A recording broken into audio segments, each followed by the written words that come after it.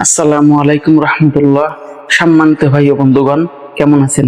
আশা করি আল্লাহর রহমতে ভালো আছেন। আমিও আল্লাহর রহমতে ভালো আছি। আবারও হাজির হয়েছি গোপালগঞ্জ মিডিয়া সেন্টারে। আমাদের সমাজে দিনের নামে অনেক কথা প্রচলিত আছে, যার কোনো ভিত্তি কোরআন বা সহিহ হাদিসে নেই। মনে রাখবেন ভাই ও বন্ধুগণ, পবিত্র কোরআন এবং রাসূলুল্লাহ সাল্লাল্লাহু আলাইহি ওয়াসাল্লামের সুন্নাহর মজবুত রশি ছেড়ে দেওয়া মানেই হলো অন্ধকারে হারিয়ে যাওয়া। কেন দলিল মানা অপরিহার্য? মহান আল্লাহ রাব্বুল আলামিন পবিত্র কোরআনে স্পষ্টভাবে ঘোষণা দিচ্ছেন যে তোমাদের প্রতি তোমাদের রবের পক্ষ থেকে যা নাজিল করা হয়েছে তোমরা তার অনুসরণ করো। তাকে বাদ দিয়ে অন্য কারো অভিভাবকের অনুসরণ করো না। সূরা আরাফ আয়াত নম্বর 3। রাসূলুল্লাহ সাল্লাল্লাহু আলাইহি ওয়াসাল্লামের ওসিয়ত বিদায় হজের ভাষণে রাসূলুল্লাহ সাল্লাল্লাহু আলাইহি ওয়াসাল্লাম আমাদের জন্য দুটি পথ প্রদর্শক রেখে গেছেন।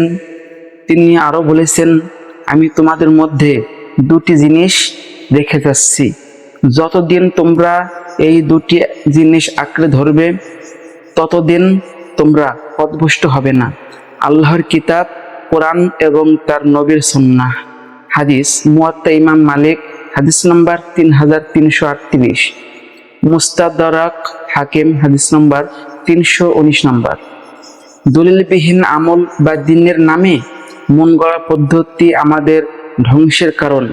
রাসূলুল্লাহ সাল্লাল্লাহু আলাইহি ওয়াসাল্লাম বারবার সতর্ক করে বলেছেন যে নিশ্চয়ই সর্বোত্তম কথা হলো আল্লাহর কিতাব এবং সর্বোত্তম পথ হলো মুহাম্মদ সাল্লাল্লাহু আলাইহি ওয়াসাল্লামের পথ। আর নিকৃষ্টতম কাজ হলো দ্বীনের মধ্যে নতুন উদ্ভাবিত বিষয়, নতুন কিছু আবিষ্কার করা, সৃষ্টি করা। প্রতিটি নতুন বিষয় বিদআত, আর প্রতিটি বিদআতি পথভ্রষ্টতা, গুমরাহি। সহিহ মুসলিমের হাদিস, হাদিস নম্বর 867। আমরা যদি প্রকৃত হিদায়াত চাই তবে আমাদের ফিরে আসতে হবে মূল উৎসে। আবেগের বশবর্তী হয়ে বা কারো অন্ধ অনুসরণ করে নয়, বরং আমল করার আগে আমাদের প্রশ্ন করতে হবে, এর দলিল কি? জাতি হিসেবে আমরা তখনই মাথা উঁচু করে দাঁড়াবো যখন আমাদের ভিত্তি হবে কেবল আল্লাহর বাণী এবং রাসূলুল্লাহ সাল্লাল্লাহু আলাইহি ওয়াসাল্লামের সহিহ সুন্নাহ। পরিশেষে আমি বলবো ভাই ও বন্ধুগণ, দ্বীন কোনো বিনোদনের বস্তু নয়, কিংবা এটি আমাদের ব্যক্তিগত পছন্দের উপর নির্ভরশীল নয়। দ্বীন হলো মহান আল্লাহর পক্ষ থেকে আসা এক আমানত, আর আমানত রক্ষা করার একমাত্র উপায় হলো কোরআন ও সহিহ সুন্নাহর নিঃশর্ত অনুসরণ। যখন আমরা মন গড়া মতবাদ কিংবা দলিলবিহীন প্রথাকে দ্বীন হিসেবে গ্রহণ করি, তখনই আমরা হিদায়াতের পথ থেকে বিচ্যুত হই।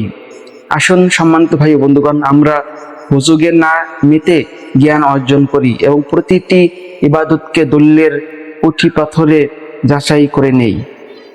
মনে রাখবেন, কিয়ামতের দিনে কেবল সে আমলি কাজে আসবে যা সুন্নাহর মানদণ্ডে উত্তীর্ণ হবে।